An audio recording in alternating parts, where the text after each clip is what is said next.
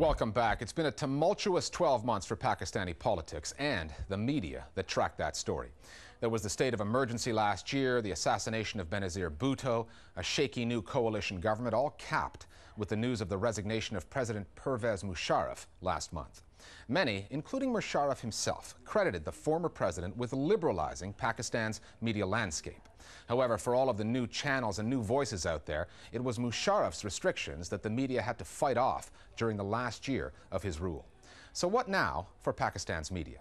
The Listening Post's Meenakshi Ravi has an assessment of Mr. Musharraf's media legacy and what the future holds under the country's new president, Asif Zardari.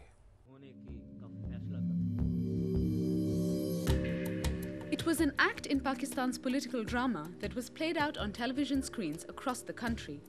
Nearly 20 private TV news channels broadcast President Musharraf's resignation speech to the nation on August 18th this year.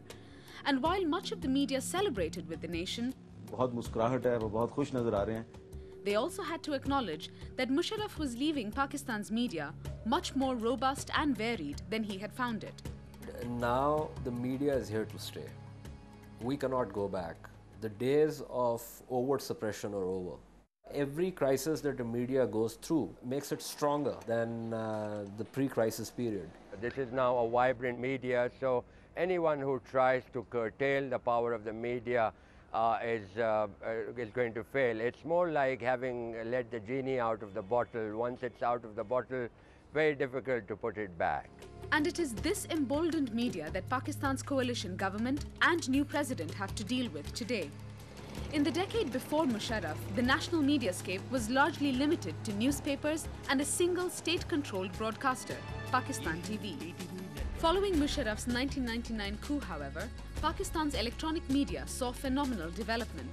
His administration sanctioned television licenses that had been stuck in the bureaucratic logjam of the previous government, and more than 45 private channels sprung up during his rule.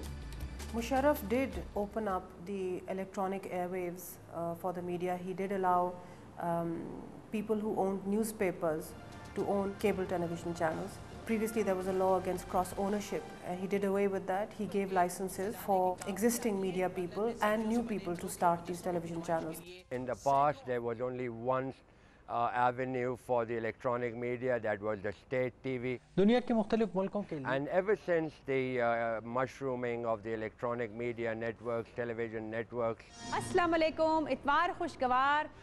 the grip of the government as far as the propaganda tool has slipped away considerably. So you always do see a variety now that was not existent in the past. But Musharraf often had to battle the monster he had created. When Pakistan's budding media didn't play according to his rules, he came down hard. He clamped down on the media and took many of these channels that were very critical of him for the imposition of the emergency off of the air as well. So what he gave with one hand, he took away with the other. The conflict between Pakistan's media and the general reached a new level in June 2007. The dismissal of the country's Chief Justice had sparked huge protests, and the breathless TV coverage of the demonstrations was deemed inflammatory by the Musharraf government. Two major cable networks, Jio TV and Aaj TV, had their offices broken into by police, and the channels were taken off the air. The networks had anticipated this sort of crackdown and had set up satellite broadcasting bases in Dubai. But even moving offshore did not put the media beyond the reach of the government. If they were broadcasting out of Dubai because they thought that there would be no interference, then they were probably wrong, because just last year, when President Musharraf imposed emergency, some of those channels which were operating out of Dubai also went off air, causing a lot of controversy. The biggest Pakistani television channel that was operating out of Dubai has been asked to leave Dubai, which is Jio. It's been expelled, and it is now back in Karachi, and it is beaming from Karachi.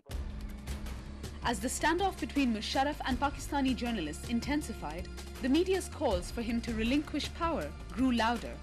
President Musharraf खुद आप समझते हैं कि जिम्मेदार हैं या? Under the new government, however, there are already signs that the media will be a target for manipulation. Governments realize that for policy buy-ins, they have to use the media. And I think increasingly, they are becoming media savvy. Even when they are trying to push through something that may not be recommended or approved by the people who have voted them in, they still try to do that in a way which is manipulative with a great degree of sophistication. There's a lot of cajoling of the media, there's a lot of threatening of the media as well, and I think that the new government is not averse to using its influence with the media. In covering the Musharraf government, Pakistan's new channels often went too far with their criticism. It's fair to say that they still have much to learn about journalistic responsibility. I think there is now need for the media to try and also look very closely at its own conduct in terms of how it analyzes the issues, in terms of how it uses the camera, in terms of evolving its own code of ethics and conduct. And I think those are issues where we haven't really worked very diligently up until now. And that's going to be the real challenge, because most of the audience who are watching the television screens are intelligent enough to be able to judge whether the work that is being done is fair and honest. So a big onus of responsibility on the shoulders of the journalists as well. The same journalists who were criticizing Musharraf should now have the courage to criticize the new government. The media has really now placed itself in the center of things in a way that any overt suppression of the media is going to blow back on whoever tries to do that. So the attempt really now is by governments to try and manipulate the media in a sophisticated way. What Pakistan's media have learned over 9 years of Musharraf's rule is that they can successfully take on a government, take their blows in return, and survive that government's leaders. That's a lesson that the country's new administration would do well to keep in mind. More Global Village Voices now on Pakistan and the media. The independence of the Pakistani media appears to be at the same level as it was during the Musharraf regime. Generally, the newspapers and TV channels have independence to cover issues. However, concerns are occasionally raised about particular episodes. There should certainly not be a ban of any kind placed on individual journalists, but they should certainly be taken to account if they've overstepped their limits in terms of being fair and balanced. Firstly, I think it clearly was at its time of media expansion. It's unusual for a military regime to remove censorship rather than to impose it. I believe this is what happened. His legacy on the whole was a good one, apart from the state of emergency in 2007. Finally, nuclear physics collides with rap music on YouTube. Kate McAlpine, a science writer, needed a way to explain the work that goes on in the Large Hadron Collider. That's a huge particle accelerator that's buried in a tunnel near Geneva, Switzerland.